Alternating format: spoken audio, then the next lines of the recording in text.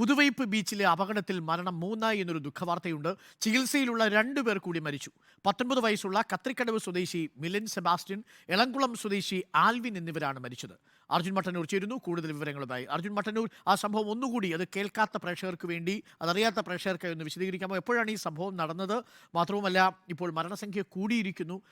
നമ്മളെ ഒക്കെ നടുക്കിയ ഒരു സംഭവമായതും മാറിക്കഴിഞ്ഞിരിക്കുകയാണ്. എന്തായിരുന്നു ആ സംഭവം?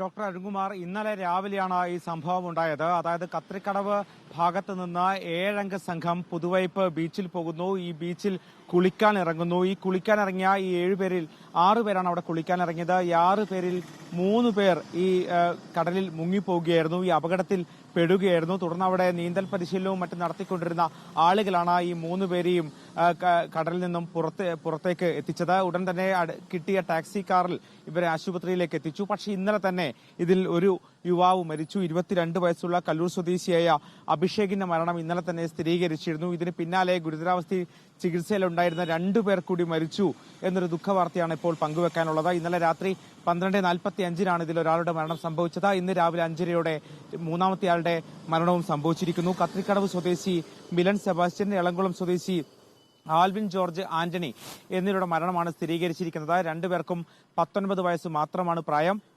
ഈ 7 അംഗ സംഘത്തിൽപ്പെട്ട 3 പേർക്കായിരുന്നു ഇന്നലെ അപകടം പറ്റിയത്.